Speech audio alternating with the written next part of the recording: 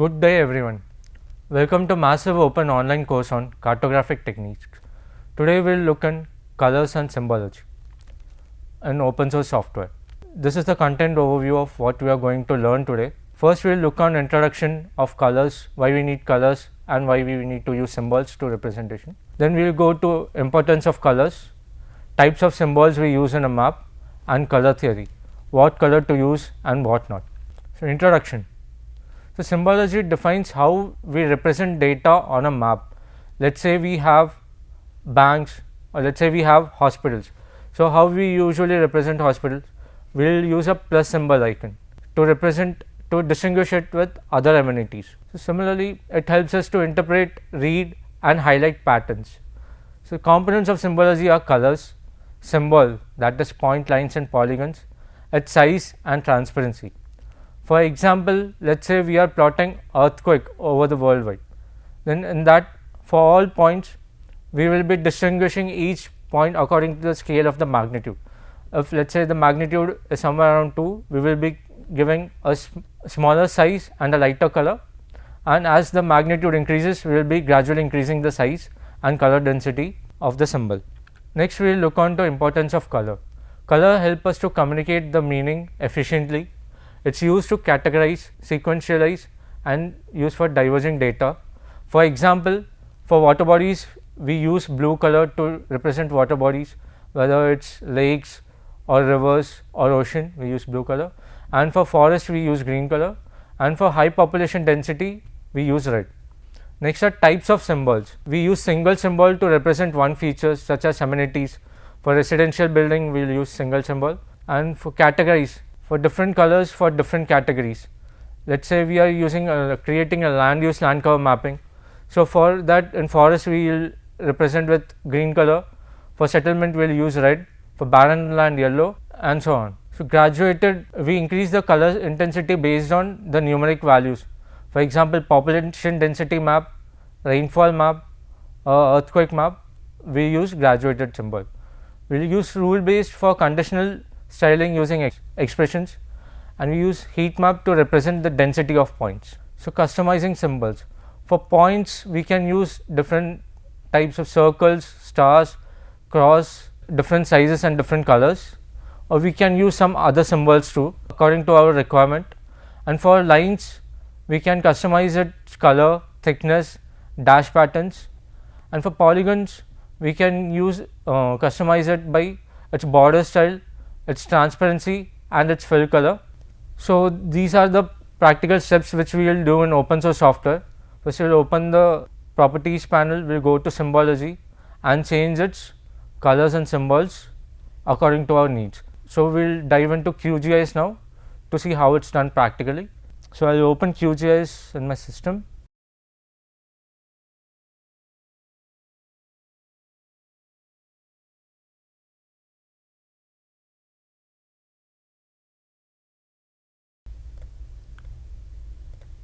We will open a new project. In previous classes we have learned digitization, right? So I will take 57N8 topo sheet, and we have digitized few features before. So I will open it one by one. Open forest first. To open a shapefile, we will select the forest.shp file and we will drag and drop into our QGIS window. Also what we can do is, we can go to layers, add layer, we are adding a vector layer, right? So we will go to add vector layer. Here we will come to this 3 dots, it will open our file explorer.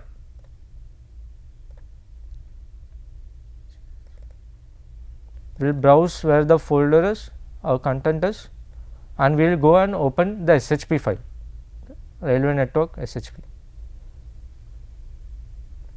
Add.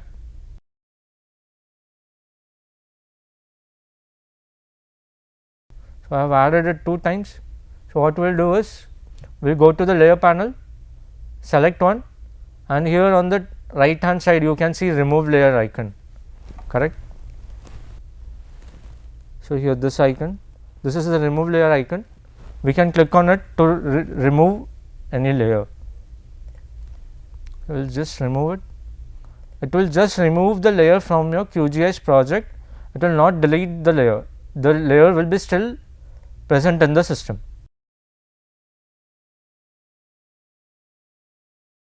Similarly, I'll go on adding other layers.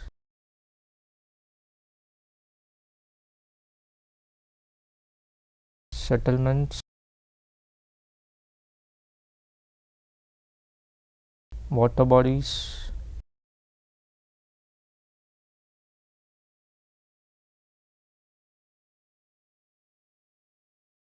so these are few layers which we have digitized in our previous class. So whenever we open, a random color is assigned to each of the layer. So what we have to do is, as we see, this is our forest layer, right? Forest layer is in brown. So first we'll change the color of it. We click on this forest layer, right click, go to properties. Here we'll come to symbology, and this fill, we'll change the fill of the color fill. Yes, change to dark green. OK, apply. OK. So similarly for water bodies, what we'll do is, we'll change the color to blue.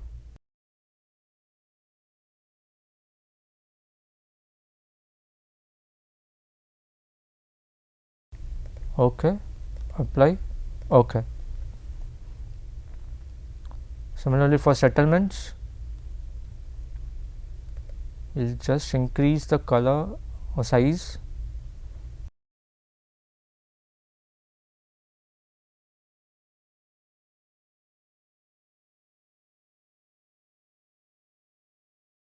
Just increase the size so that it's more visible. Apply. OK. So as you can see, our background is light and we have used orange color on the settlements, right? So it's not distinguished. We have to use some contrast color. So what we'll do is, we'll again go to properties, or we can use this red color star symbol. Apply. OK. To make the feature more distinguished, we'll use this.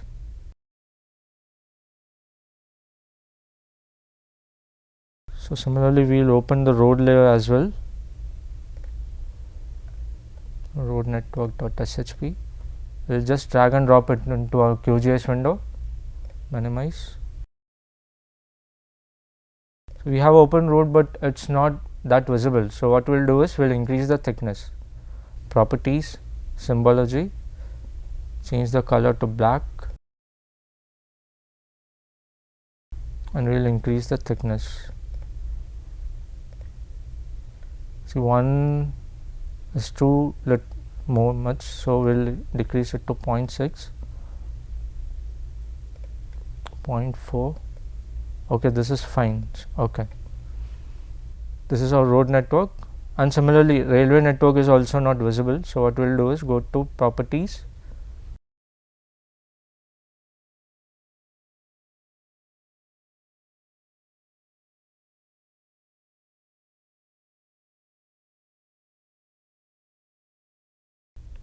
okay. So this is how we apply colors to our spatial entities. Now in road layers, if we see, to check what's inside it, what we'll do is, we'll click on this GIS layer, shapefile layer. We can go to attribute table. So in attribute table, we can see we have ID and a code for the road. So here MR defines main road and VR is for village roads. So even our national highway, state highway, whatever roads we have, everything we will be having in a single layer called roads, correct? But we have to differentiate the different types of road for easy reading of the map. So what we can do is, in this case, we can again go to properties, and instead of single symbol, what we can do is, we can go to categorize. Here we have categories of roads, correct? National highway, state highway, main road, village roads. So what we can do is, in value, what attribute we want to select to categorize. I'll go with the code and what symbol we have to give. So let's say we'll go for this. Here we just have two. So what we'll do is we'll select random colors, then we will change it. Symbol line is fine. Okay. Classify. So for main road we'll select orange.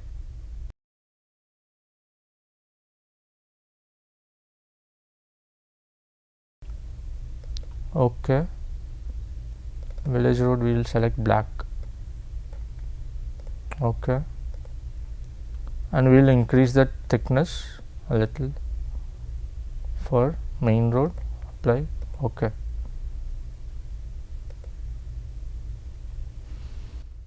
Okay, so here we can see that our main road is in orange and village road is in black, and whatever road is not classified, it's in green. So we'll change the color of this too. We will keep it as dash black. Okay, so whatever is not classified is in dash black. Okay, so this is how we can categorize a one layer into different classes based on its attribute value.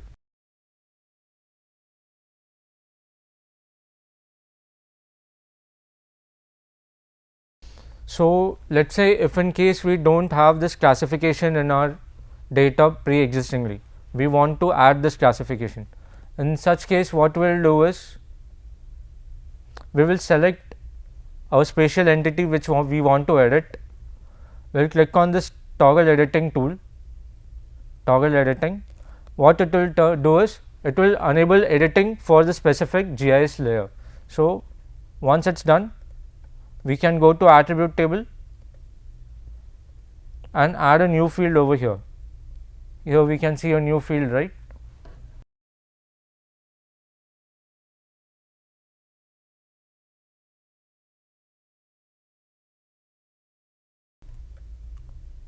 We go to attribute table. Here in new field, we can create field and we can edit the data. So in vector data, we can edit the data, go on adding more columns, more details to it, and we can delete the data as well, but we can't do it in raster data. So we'll add a new layer, we'll add a new field. I'll name it as code, road code.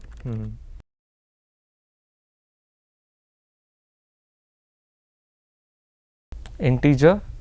Okay, we go on adding this.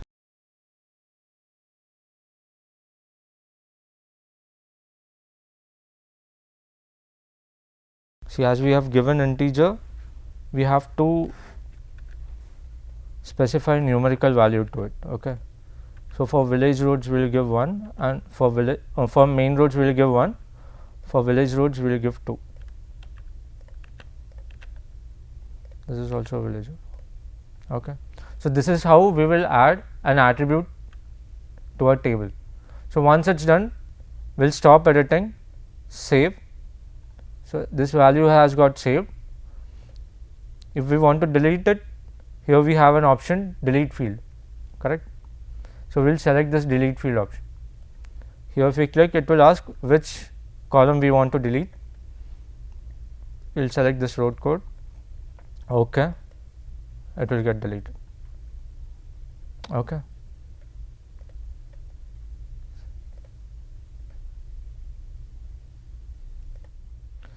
So now this houses we have marked with star, right? So let's say we want to have a custom symbol for our project, a custom symbol which is not there in QGIS library by default. So first we'll see what all options are available in QGIS libraries. Settlements, properties.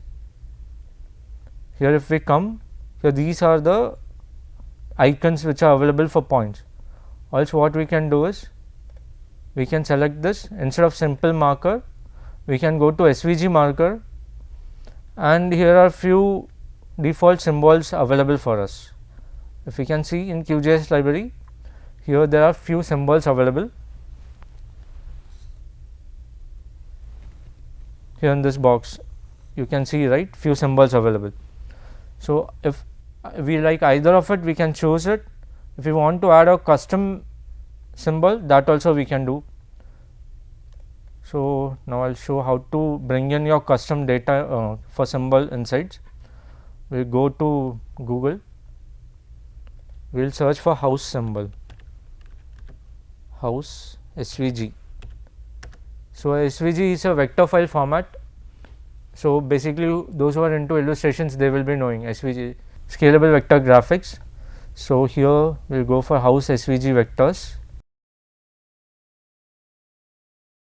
So we'll download this SVG.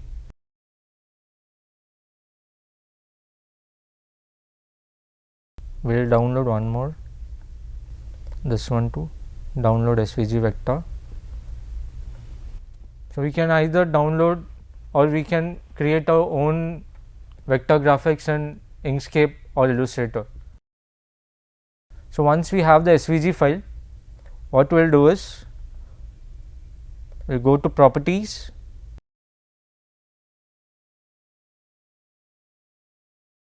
instead of symbol marker, symbol layer type, we will change this to SVG marker, and here we can see star selected right below the SVG symbols group. Here star is by defaultly selected. Instead of that, if we want to add our custom thing, here we will click on this 3 dots.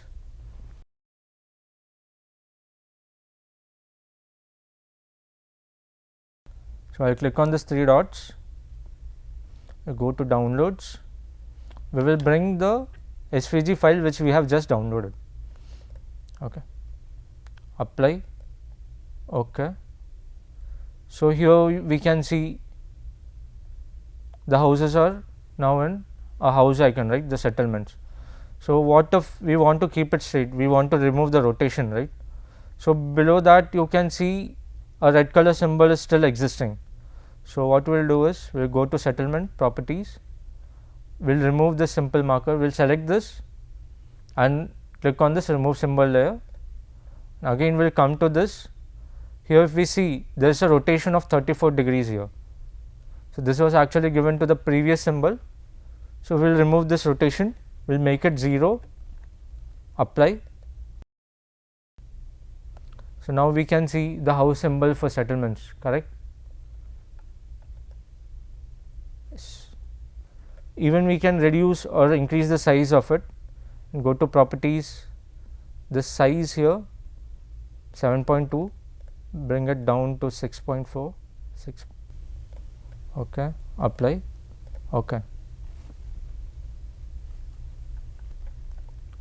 So now we'll bring in the colored house to properties, we'll select the single symbol SVG marker,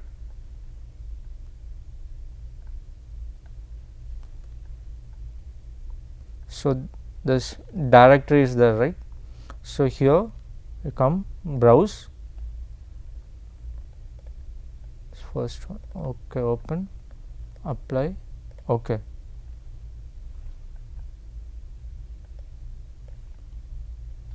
Got it everyone? So this thing is getting blended with the background. So here the black one will be good. So we'll go with the black one.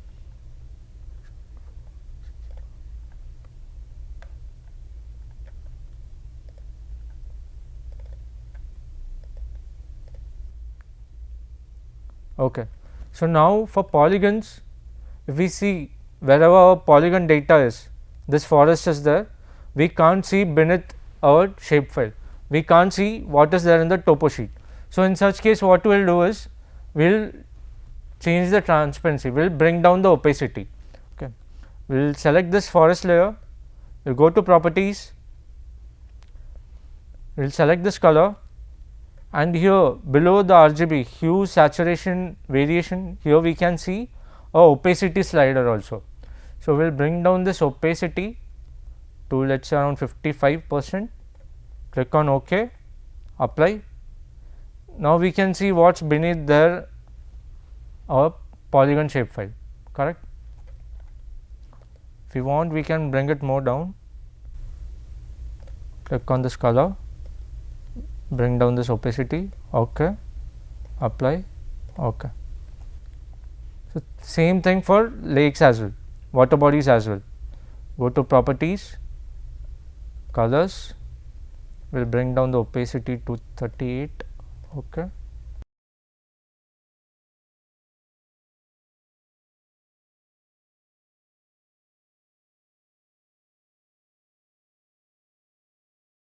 This transparency we are bringing so that we can see what's beneath the map. If it's not required, we can keep it in full transparency. Okay. We'll see one more example of colors and symbology. So for that we'll get some earthquake data. We'll go to a map. We'll search for USGS earthquake catalog. So if we search for USGS earthquake catalog, the very first link of usgs.gov, we'll open this link, and here we can search based on our needs. What will look magnitude, whichever is 2.5 plus, we'll take it for past 30 days, and from the world, for all over the world we'll take. If we just want for a specific area, we'll go for custom and we'll draw the specific area in the map. Okay, let's say we just want for India, we'll keep India in the center, and this is the start point, this is the end point. Okay, for this extent of the map, we need use this region to get the earthquake data. Okay, so we can have a custom area, but in this case I'll go for world. So we'll go for some advanced option, we'll check what's there. If we have some specific latitude longitude, we can enter over here for study area. And output option, the output we need it in a CSV file. Time newest first, search. So this query.csv, this is our earthquake data. Now we will open this in QGIS. Okay. Go to QGIS, we will turn off all these layers.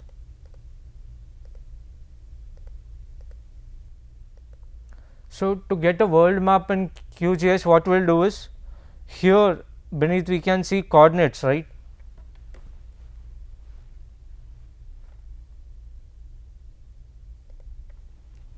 Here we can see coordinates, right? So in this coordinates box, we will type in world, WORLD. Okay.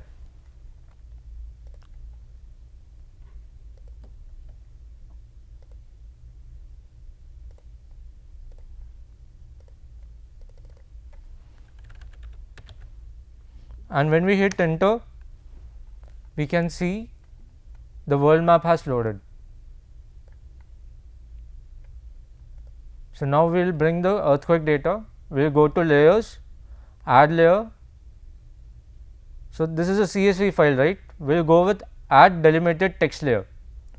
Click on it.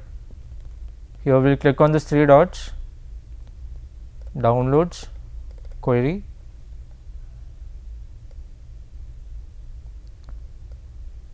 CSV, okay. So first we will open the file and check it once.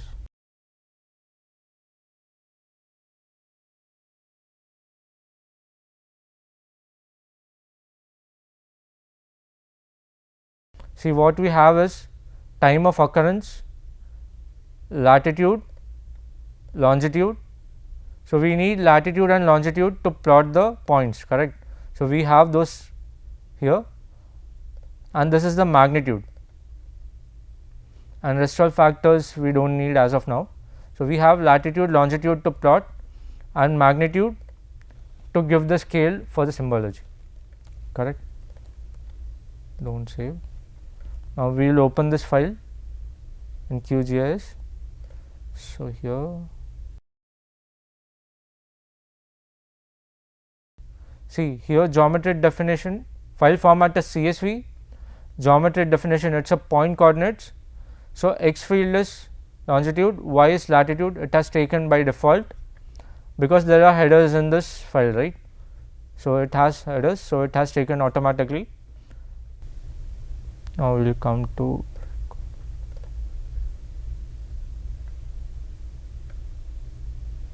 Projection will set to default WGS84. Add. So all the earthquake has been plotted, correct?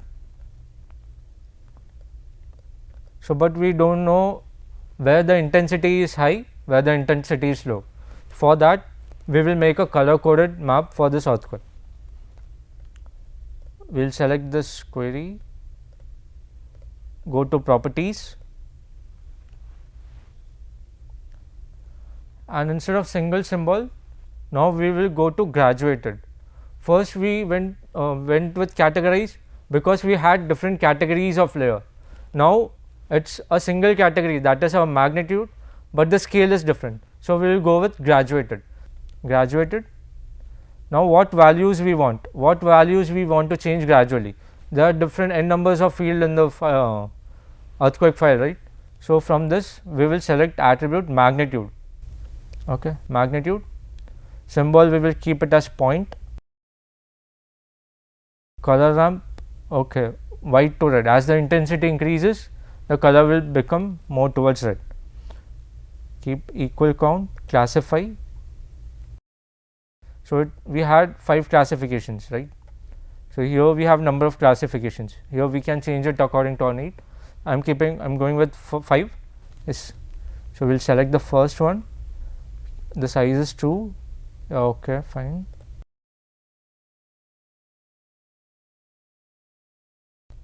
And slowly we will increase the size as well.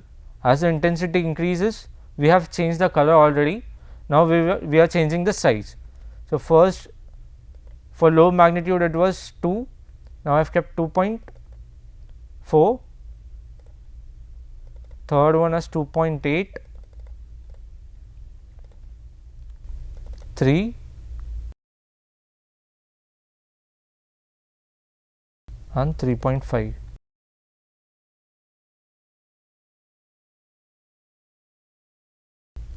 Apply.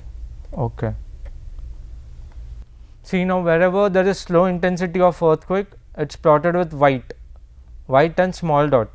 As the intensity of earthquake gets more, the color changes gradually and the size too increases gradually. Here we can see that, right? Wherever the intensity is more, the color is getting increased gradually. We can change the color to more intense and even the size too. Okay. So now with the same data we will go to properties and create a heat map of the same. So here for graduated,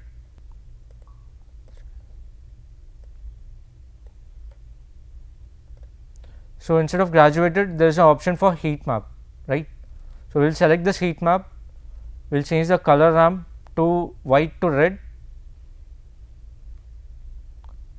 So quality we will keep somewhere to render it fast, we will keep on the right hand side.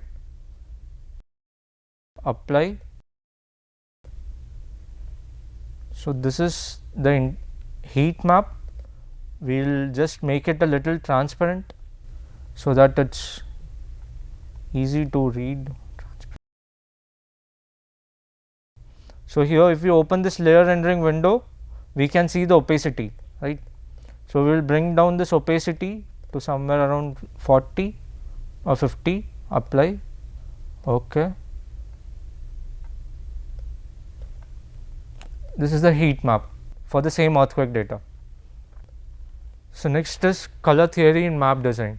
So what we have seen is so far is we use a specific color for a specific symbol. To represent water we use blue, for forest we use green. So avoid using too many colors in your map, it causes confusion. So use contrast color. As we have seen, right, when we took the yellow house, it was blending with our background.